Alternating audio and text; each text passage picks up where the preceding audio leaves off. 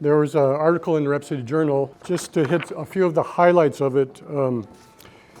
There's a man who made tweets calling for the execution of Democrats and saying he was ready to die, taking them out. He had sent a tweet saying, "There will be another civil war and every Democrat will be executed. You have effed my country up enough. I'm ready and willing to die, taking out evil Democrats for my voluntary and my president. There will be another civil war and all of you evil Democrats will be executed.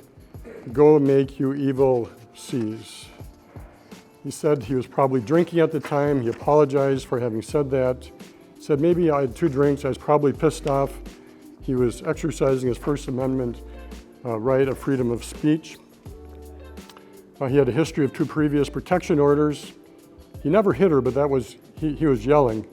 And then he did slap somebody and he got arrested for that. And he had made threatening, harassing calls in Pennington County, been in a no contest hit and run, resisting a peace officer in 2005 in El Dorado County.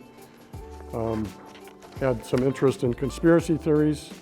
How can it be a conspiracy theory when all the conspiracy theorists are right? It's not a theory, that's S's poison, he said. Why would they do that? Why would they spend billions of our taxpayer dollars and put chemicals in the sky? So this, my friends, is the world we live in. This is what we deal with every day in the news and is knocking on our doors more and more. And it's frightening and people respond by being afraid.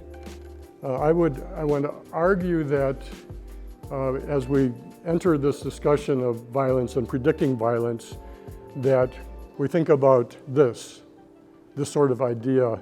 This is a Jewish saying, Tikkun Olam, repairing the world, that a friend shared with me last weekend. He's pointed out that this is really our task. This is the highest human task, is repairing the world, not being afraid of the world. And so I hope that as we go through this discussion about factors that might be predictive of violence, that you'll think about this. And this isn't to make us afraid. This isn't to make us angry. This is to think about how we may repair the world. Got a few learning objectives for you here. I want to differentiate between kinds of violence. I want to try to understand the relationship between mental illness and violence. I want to clarify which mentally ill people are more likely to be violent. And I want to provide a model for assessing the risk of violence among the mentally ill. Just the prompt for this original talk, I wrote the first talk on this subject about 2 or 3 years ago, was looking at the mass violence, mass shootings and so forth in the country. And there was kind of a dividing line between people who believe that it was due to guns and people it was due to mental illness. Probably it's due to both. I think most of us would agree that there's factors of both. But I as a psychiatrist wanted to think about what is related to mental illness. And because I know for a fact that more mentally ill people are prey to violence than actually are violent. But there are some mentally ill people who are violent, and who might that be? How can we begin to predict who that is? This also kind of moves into the red flag warning kinds of notions. Who should we be more concerned about? Who should we be protecting? Who should we be giving more services to so that they don't get into a place in their world where they become violent? So my background, I'm a psychiatrist. I've been practicing for 35 years. I am a forensic psychiatrist, amongst other things. I've done a lot of criminal evaluations, and that's what this points out. So I've got a lot of just personal experience assessing criminals, trying to understand their story, their background, how it came that their crime occurred. I also am very interested in the literature on violence, so that also informs my thinking. So I come from those 2 backgrounds. I mean, my personal experience dealing with violent people and my interest in the literature on violence. So what is violence? So one simple description is it's behaviors that can or are expected to lead to significant physical or psychological harm. That's pretty broad. So what is aggression? hostile, injurious, or destructive behavior that is often caused by frustration.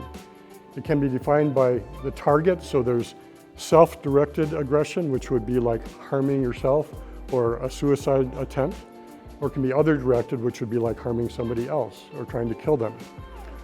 It can be defined by the mode of aggression, so there's physical, sexual, verbal aggression, all are kinds of aggression.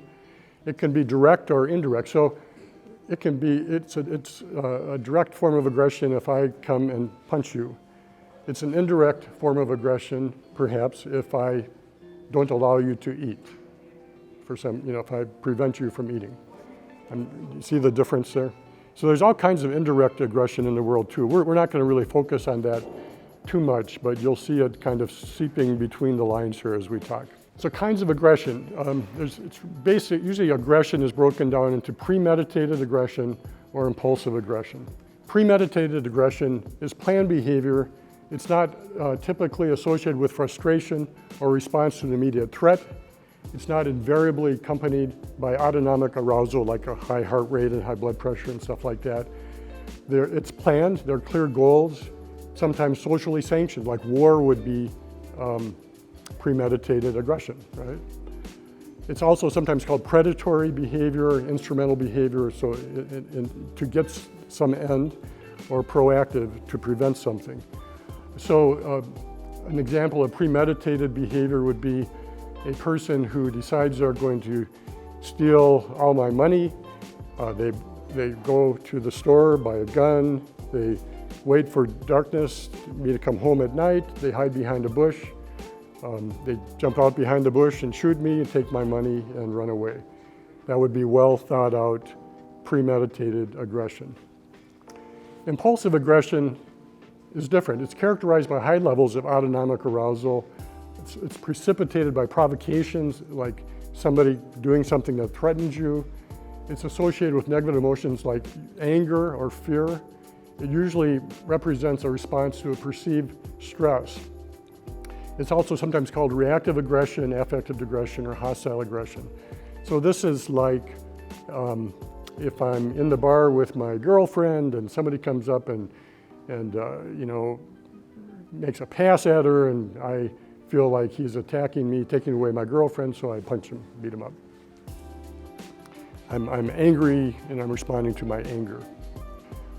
Becomes pathological when the responses are exaggerated relative to the emotional provocation. So in other words, you might not say that I had a right to beat that guy up just for talking to my girlfriend, right?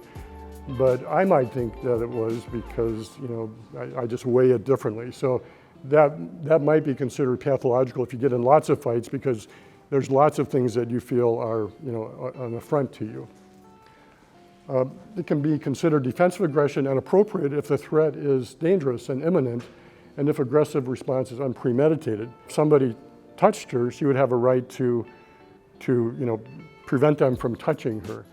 And I said, well, do you have a right to kill them because they touch you? Well, probably not, but she does have a right to push them away. So it's measured, right? So if you kill them because they touch you, then that might be a little bit overreacting. So if depending on who you are, pathological aggression might be erroneously experienced or rationalized as being within normal boundaries, or normal protective, or it's a protective maneuver or defensive maneuver. So let's talk about the demographics of violence. This is something you probably already know, but it's interesting to me. So because it has lots of implications about how we manage people who are aggressive. Violence peaks in the late teens and early 20s. If you were to see a graph of violence, it would be, at 20, it would be, so here's the graph, okay? At 20, it's here, and then it goes down very dramatically by 25 and below that. Almost all aggression occurs in people who are about 20, and almost all aggression occurs by men. Women also have that same peak time, but it's much lower, and it goes down about the same speed. So more males than females.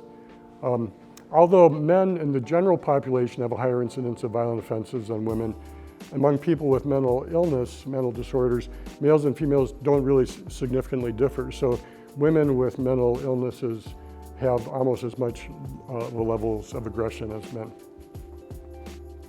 As men who don't have mental illness. People who are on the street more and are dealing with that kind of environment tend to be more aggressive, be more involved with aggressive behavior. Lower IQ is associated with more violence, probably because they have less ability to figure out other ways of dealing with situations. Interestingly, intellectually handicapped men were 5 times more likely to commit a violent offense, but intellectually handicapped women were 25 times more likely to commit a violent offense than women without a handicap, a mental handicap. So, question. People with alcohol use disorders are more likely to be violent than people with cannabis use disorders. It's really an interesting question. We'll find out. This is a paper. There's a big meta-analysis of violent behavior over the past year. And I want to just walk through this with you because it really answers a lot of questions you might have about violence. First, people with no disorder, no mental illness, have about a 2% chance of having been violent in the past year. Then you look at the next 4 on this list, all severe mental illnesses: obsessive compulsive disorder, major depression, mania or bipolar disorder, and schizophrenia, all have approximately a 10% chance of being violent in the past year. So they're 5 times as likely to be violent as the general population, people with just general psychiatric illnesses. Now look at the last 3, cannabis abuse or dependence, alcohol abuse or dependence, and other drug abuse, and all of a sudden the numbers skyrocket, right? Now we're 10 times as likely to be violent as the normal population. So the answer to the question was, yeah, cannabis abuse or dependence is probably less statistically likely to result in violence than alcohol, but they're pretty close, right? And most people that I've talked to have been sort of surprised by that. And I think one of the things we don't know about that piece of data was this was before legalization of marijuana. And so at that time, marijuana was only available in illegal settings. So if you didn't pay me when I sold you marijuana, you could not go to the police and ask them to intervene on your behalf.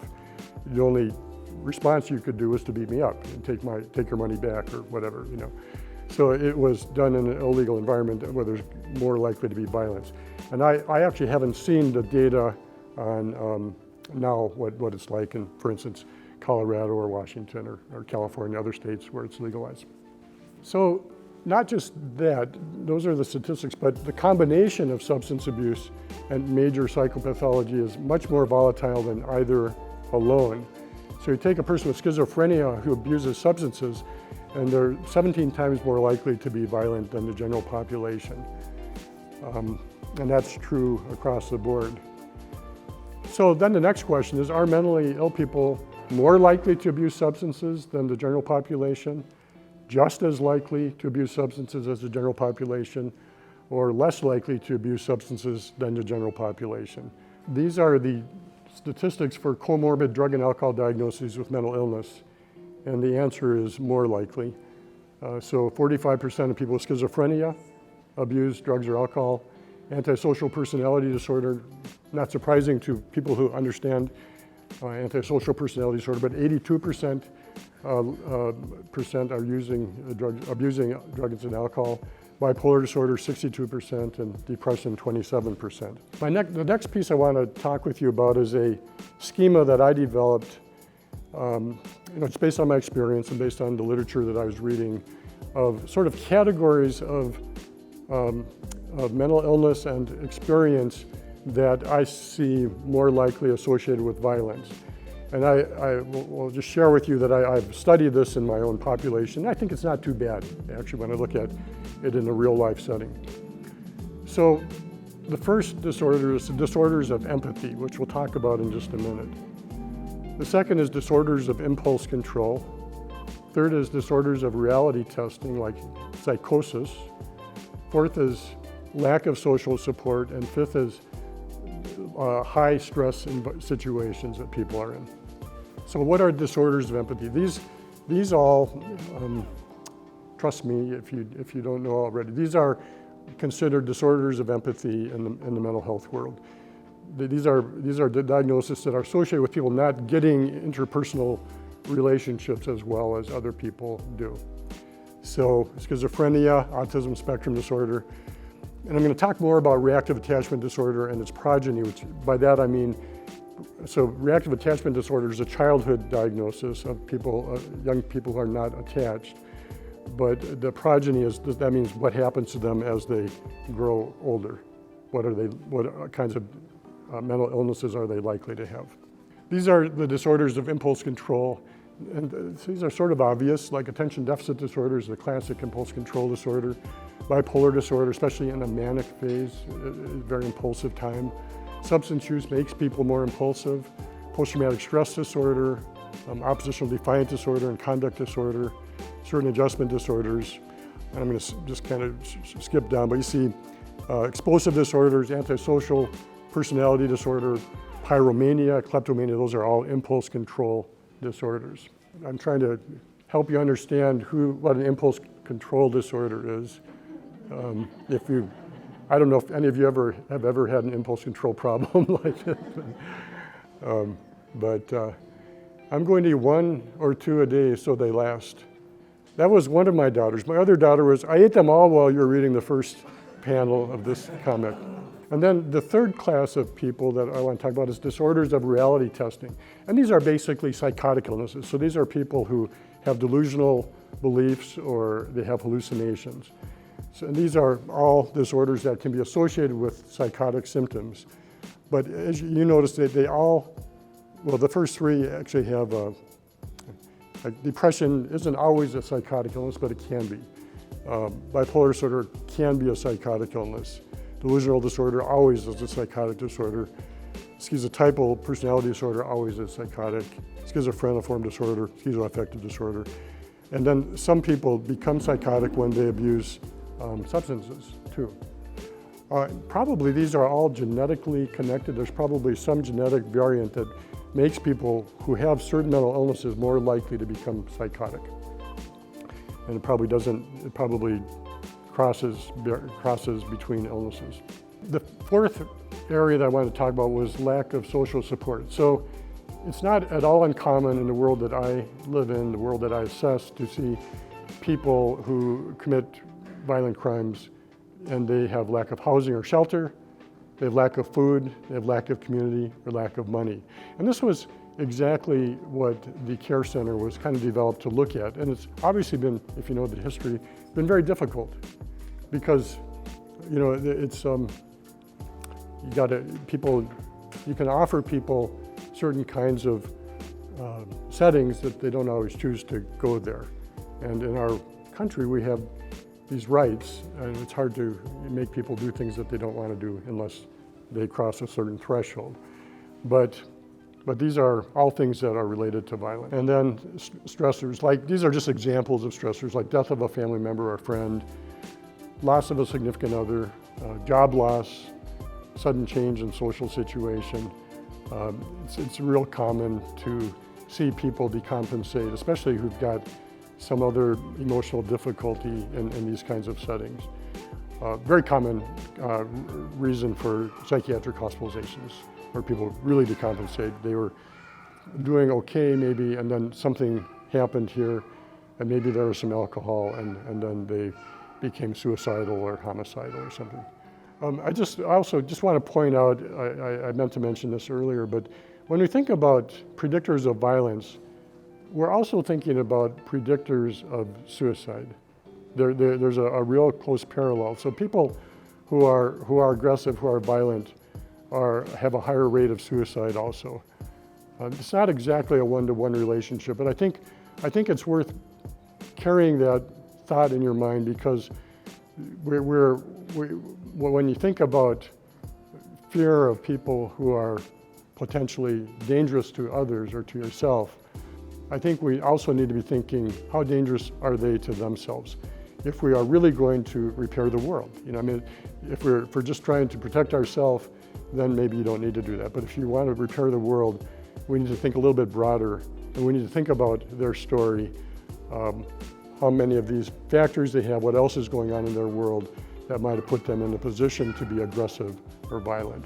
So in general, thinking about those 5 categories I just went through, in general, the more comorbidity between categories, which make mentally ill individuals prone to violence, the more likely the individual will be violent to themselves or others. Just as I showed you statistically with a person with schizophrenia plus substance use was much more likely to be violent than a person with schizophrenia alone. If you had any of these, add these together, you begin to get a more and more dangerous situation, both to others and to themselves.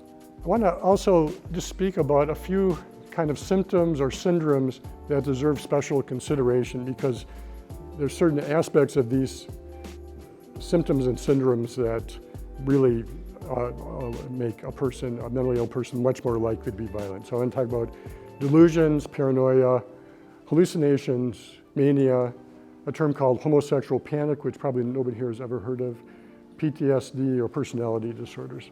So which kind of delusion is most likely to lead to violence? Okay, first is feeling that thoughts are being put into one's head, feeling that one's thoughts are broadcast, believing that God has a special plan for you. So let's talk about delusions just a little bit. Being delusional is really having the inability to understand reality.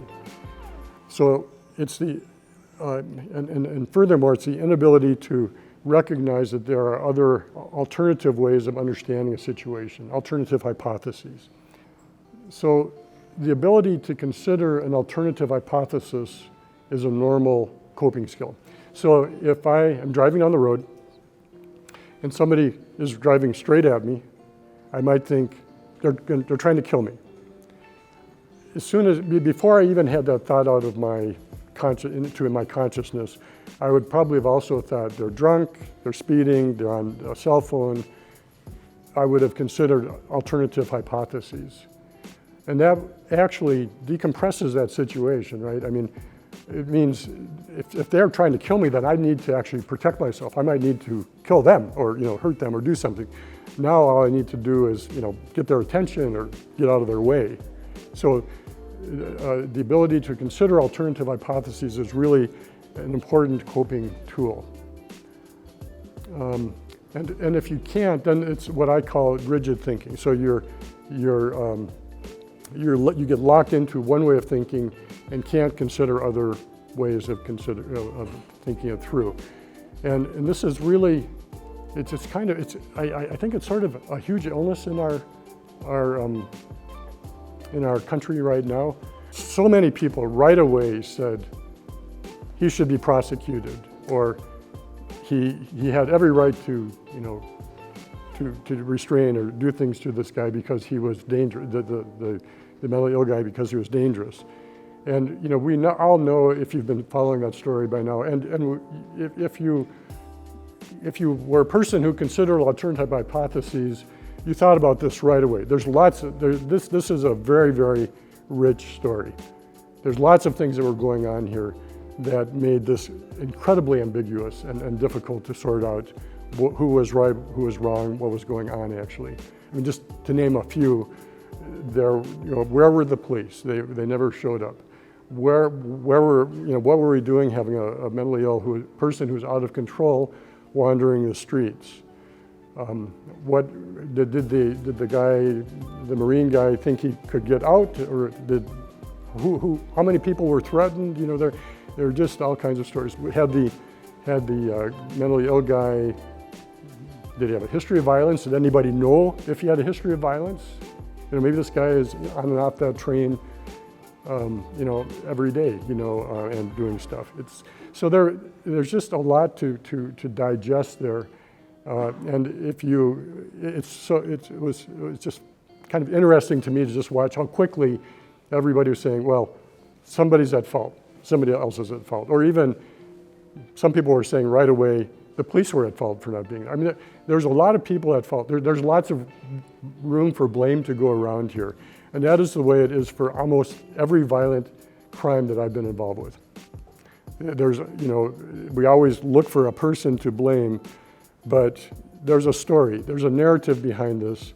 And if you understand the story, it's not ever nearly as clean as it seems. But with delusions, if people define situations as real, they naturally feel the need to respond to the situation. So if you do believe somebody's hurting you, you naturally would feel, you know, a right and an obligation to take care of yourself. We talked about this earlier. Violence in people with psychosis is about 10% versus the general population, it's about 2%. So people with delusions are just statistically more violent.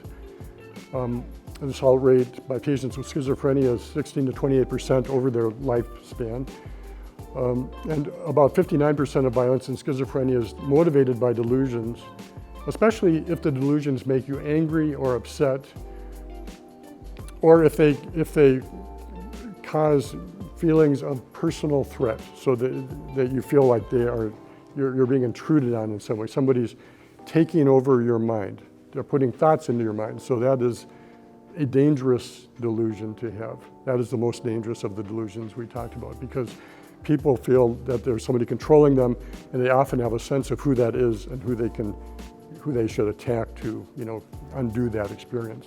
So delusions that trigger violence are your mind feeling dominated by forces beyond your control. Like the School of Minds has an antenna on the top of one of the buildings and is putting thoughts into your mind, and they're trying to make you do things you don't want to do. Feelings that thoughts are being put into your head, feelings that there are people that wish you harm. Those are all threats that you feel like you need to override by acting against them. But there are delusions that aren't associated with violence, like feeling dead, dissolved, not existing. That is not an uncommon delusion. Feeling that thoughts are broadcast, so it's coming out of me, not coming into me. See the difference? You're not controlling me, but it's embarrassing for you to know my thoughts, perhaps, but it's not, I don't feel like I need to hurt you because, you know, you're not doing something to me. And then feelings that thoughts are taken by external force. Again, it's taken out of you, not controlling you. So who has paranoid delusions? This is just kind of the epidemiology from a paper from 2007. You know, not surprisingly, schizophrenia, psychotic depression, about 44%, dementia, not surprising if you've ever had a relative with dementia, and mania, all are associated with paranoid delusions. And then which delusions are more likely to cause violence? So first of all, not surprisingly, based on what we were just talking about, persecutory delusions. So they're doing something to you, they're most likely to be acted on. And then systematized delusions. So if I have the belief that I'm going to die, a broad belief that I'm going to die tomorrow, I'm not as likely to act on that as if I think that, you know, Rex is going to kill me tomorrow. That's more systematized. There's more to the narrative, and I've got something to do. Because it's systematized, there's a story that I can respond to. Delusions associated with negative emotions like fear and anger, then now you get into this autonomic arousal, aggressive kind of piece of violence.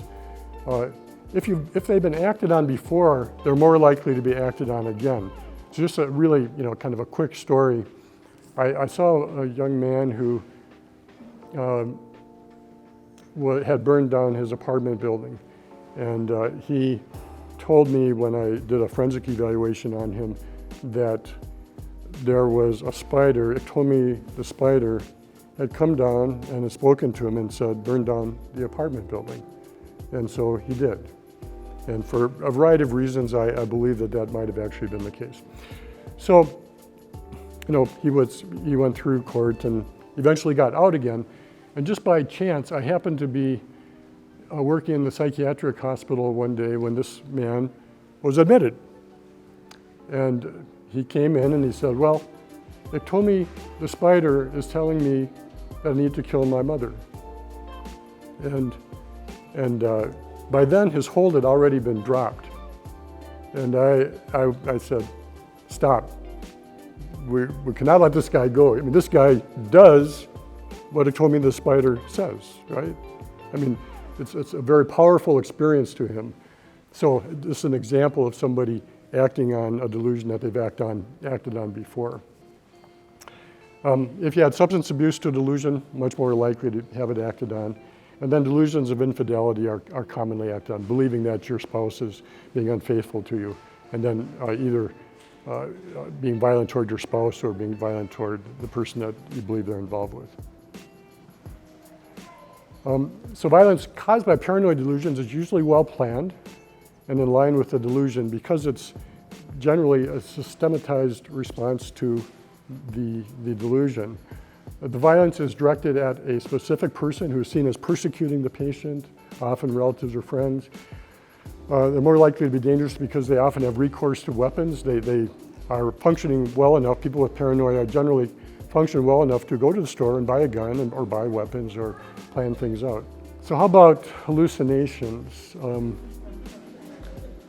Call me immediately if this prescription causes headaches or hallucinations. So which hallucinations are most likely to lead to violence? Okay, so patients are more likely to be violent if their hallucinations generated negative emotions, including anger, anxiety, sadness, just like with delusions. And the most dangerous hallucinations are command hallucinations. So what are the most common type of command hallucinations? If you were to, this is a survey where they surveyed people with schizophrenia and asked them what they were being told. And the most common hallucination was to kill yourself, suicide. Homicide was not very common, 5%. Injure yourself or others, 12%. Nonviolent acts, 14%. Unspecified, 17%. I actually disagree with this slide. I think it gives you an example, but after I put together this talk and looked at this paper, I started asking people with schizophrenia, I want to know all the hallucinations you've had today, and there were lots of benign hallucinations, much more than anything else. In other words, go brush your teeth, get a glass of water, walk outside, and most of them weren't really very toxic to them either, but they were there. These are ones I think really light on the ones that are more toxic and more dangerous. And I think that's what they were looking for in that study. But I think most people are having hallucinations or having lots of benign hallucinations also. So patients with command hallucinations to harm others were twice as likely to be violent without such commands. How compliant are people with hallucinations? This first answer is 10 to 80%. It's not very helpful, is it? So we'll skip that one. It's decreased if the command is dangerous, because even when people are not thinking clearly, they still have some ability to reflect on, if I do this, it's going to be dangerous, it's going to hurt somebody, I'm going to get in trouble, that sort of thing. So that can lean against acting on a hallucination.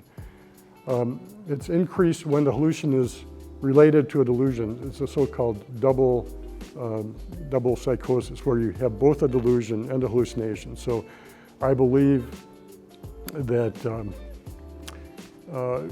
Cody wants to kill me, and then a voice says, kill Cody, because he's going to kill you. So you can see where that would have more impact on you if you had a hallucination supporting a delusional belief. And then it's increased if the voice is familiar. So you're more likely to act on a hallucination if it's your mother's voice telling you to do it than if it's an unfamiliar voice. It's also, people are more likely to act on them if they get louder. So people will describe a crescendoing hallucinatory experience. They have them all the time. They don't need to act on them. They can ignore them. But then they get loud and they become more pointed and bitter and mean-spirited, and they can't get that out of their mind unless they do something. So people are more likely to act on them in that scenario.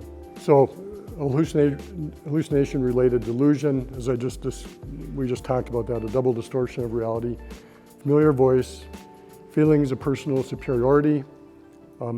The act will benefit the hallucinator. So I'm more likely to act on a hallucination that says, go into the common sense and steal a loaf of bread if I'm hungry than if I'm not hungry.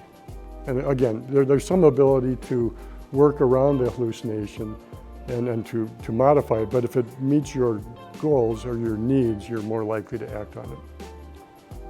And again, a history of following command hallucinations, especially dangerous ones like my friend who talked to told me the spider. So mania is another thing I want to talk about. Manic patients show a high percentage of assaultive and threatening behavior, but serious violence itself is rare. So the most dangerous moment for a manic person is the moment they walk in the psych unit, the door slams behind them, and they know that they are trapped and can't get away. Doing inpatient psychiatry, that is the most dangerous moment in the psychiatric hospital. Manic patients show less criminality than schizophrenia in general. They respond violently to forms of limit setting, like the door slamming behind them and locking as they walk into a locked psych unit. Homosexual panic, I just mentioned it because I've seen a few cases. Every once in a while you see somebody who becomes unusually aggressive, and you'll hear about somebody who does 100 stabs to somebody. And the cases that I've worked with that were like that were, a couple of them were situations where a person was gay but didn't, was trying to repress it and didn't want anybody to know about it, and then somebody entered their life and made some sort of pass to them, a sexual pass, a male, or in all these cases it was men, it created this incredible sort of what we call overkill, where you just kill them, but you just kill 100 stabs. Post-traumatic stress disorder, another unique area. So veterans with PTSD have a higher incidence of violence crimes. Flashbacks may include threatening hallucinations. Irritability is a common symptom of PTSD. It's just part of the PTSD diagnosis. And there's also a high incidence of substance abuse to numb feelings, which predisposes people to violence. So they've got a variety of factors, including substance use, hallucinations, irritability, that make them more likely to be aggressive. So an example would be a person that I saw who was in a flashback in his apartment, and he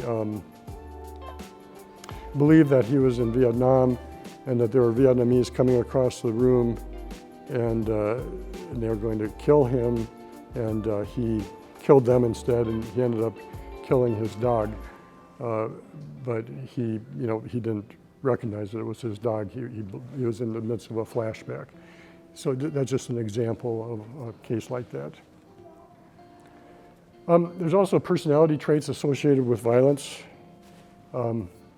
Impulsivity, low frustration tolerance, inability to tolerate criticism, repetitive antisocial acts, people who drive automobiles recklessly. Again, you can see that's not needing to follow the law, difficulty delaying gratification.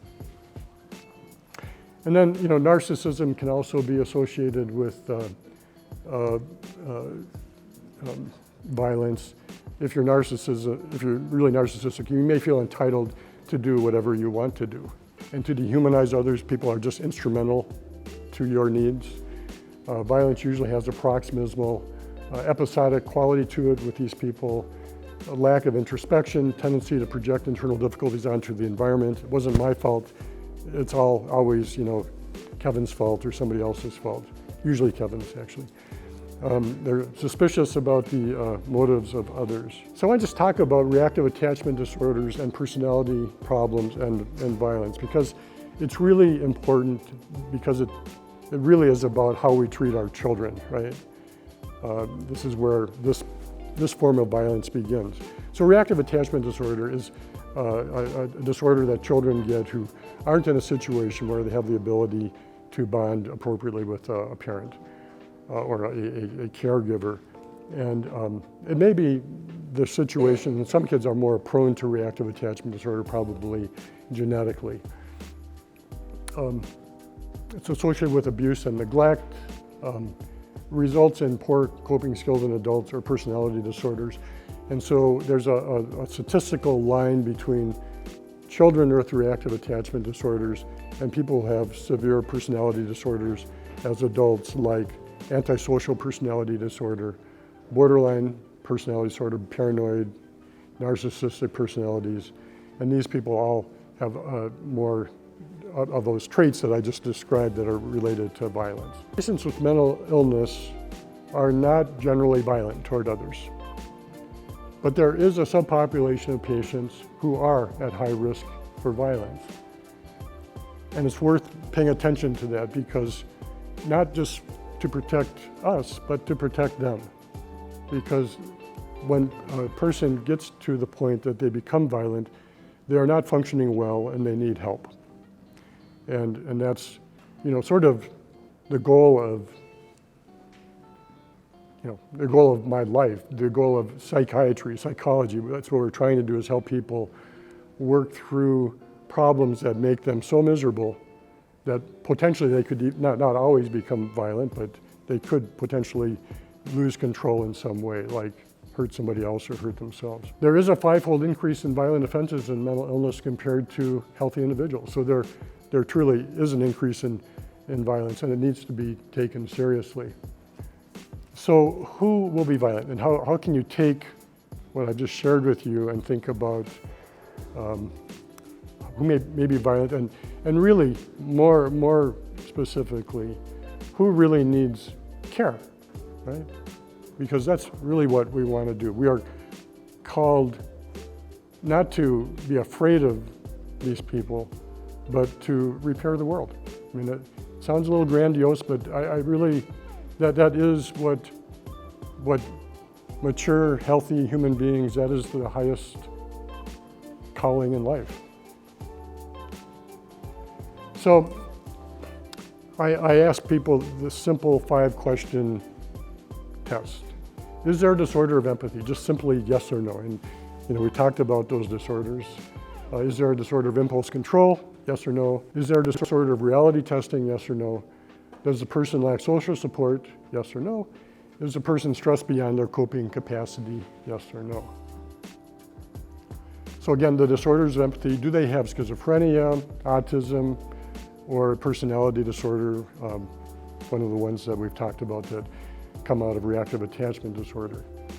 Do they have a disorder of impulse control? Attention deficit disorder, bipolar, substance use. We've gone through all these before. Third, do they have a disorder of reality testing? Are they delusional? Are they having hallucinations? If they do have a disorder of reality testing, are there persecutory delusions? Because we know that those are much more dangerous. Or threat, control, override delusions. So knowing what their delusion is about is important. If their delusion is that they're dead and and they're not an entity, that's not dangerous. But if they are, although it might not be good for them, but if they believe that somebody's putting thoughts into their head, they may be more dangerous. Are there command hallucinations? And not just that, but if so, do the hallucinations tell them to hurt themselves or others? So if the command hallucination says, go get a drink of water, it's not so dangerous. But if the command hallucination says, go kill Charlie Hart, well then it's a problem, right? Have they acted on command hallucinations before that resulted in injury to themselves or others in the past? So that's a question that I always ask people who are delusional and have command hallucinations. Have you ever acted on your hallucinations before? And then, was it to get a drink of water, or was it to do something more dangerous or more violent? If you answer yes to those, then you've got bigger problems. Do they lack social support? So it was something that when I was doing inpatient psych unit work, we always tried to address. It was very difficult because it's very hard to fix these things, but do they have a defined place to stay? Do they have some place to go when they leave the psych unit, or when they leave your office, or when they leave your store? Do they have a source of food? Do they have a source of money? Do they have friends or family who support them? These are all really protective things. And insofar as we can help people get those things, we can reduce their dangerousness and improve their sense of well-being. Is a person stressed beyond their coping capacity? So yes or no, have they been rejected by a serious romantic interest? That's a really dangerous moment for many people. Has a loved one recently died? Another huge loss for people, loss of support. Have they recently had a financial catastrophe such as a job loss, unexpected death, or loss of savings? And then have they had a recent change in social support, such as being asked to leave their home or being rejected by their support community? So being kicked out of the care center is really a dangerous moment, right? Because this was the only support that that person had. Or being released from the psych unit without a place to go is actually a pretty dangerous moment. And it should be taken seriously.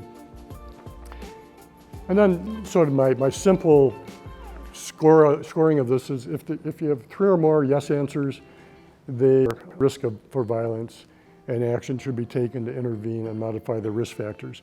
Even if they don't have 3, now you have a list of things that gives you, things that you should pay attention to and see if you can help in some way. And the really fabulous thing is that, sometimes you think about violence and you think about these things and you say, well, but really, it sounds like, can we do that? Can we actually have an impact on people who are going to be violent, or it's their just will to be violent and you can't stop it?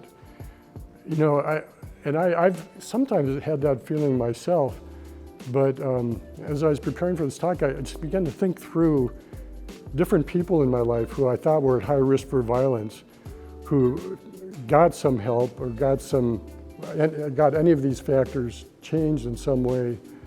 I've lived in Rapid City a long time and seen people move through their life, several life cycles sometimes. And you know what? It really matters.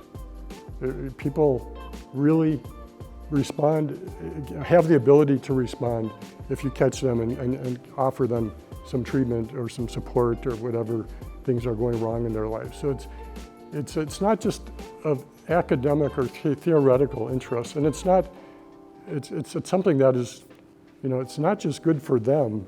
It is important for them.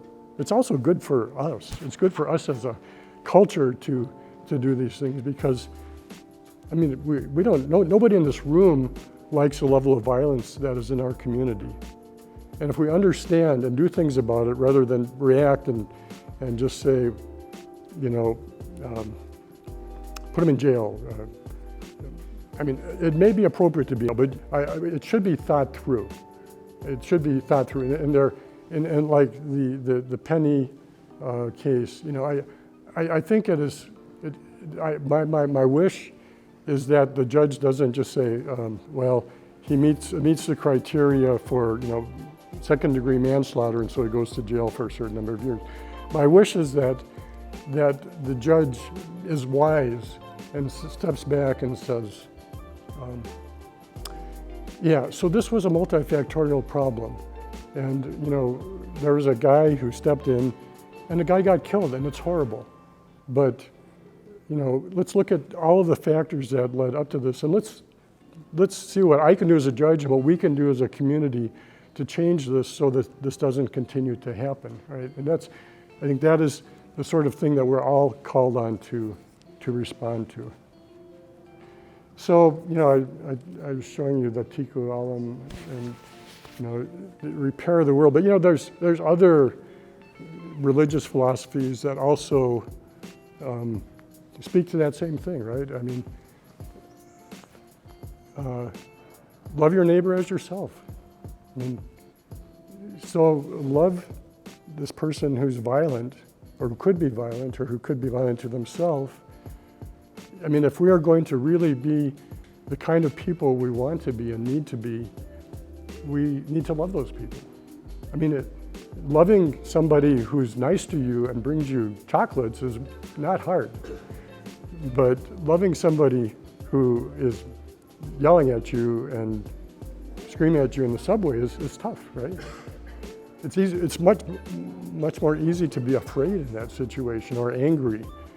And I'm not saying this is easy stuff, and I don't want to. I think those are interesting stories, and I'm not blaming anybody for that. But I think they're very complex, and they should be thought about in some of these kinds of terms. The Buddha quote on compassion: "Have compassion for all beings, and rich and poor alike. Each has their suffering." Each person that we run into, even the person who's on the street or the person who breaks into my office, throws a rock through my window, which has happened, each has their suffering, and each has a story. Some suffer too much, others too little, possibly, huh? And then, I want to just kind of to right on top of that, to be fully human, to be a mature culture is to be fully passionate and compassionate. If we're not that, we're going backwards. And we as a culture and as a group of people and we as people in responsible positions have to do that, and we have to be wise and thoughtful and try to understand the whole story rather than be reactive. The Martin Luther King quote, "Returning hate for hate multiplies hate, adding deeper darkness to night already devoid of stars." Darkness cannot drive out darkness, only light can do that. Hate cannot drive out hate, only love can do that. It's a powerful statement of what we need to do. And finally, this is just, I share this. This was an interesting story. I had a patient who was doing ketamine in our office as a treatment for depression, and she wanted to talk to me at the end of her treatment, and so I went down and spoke to her.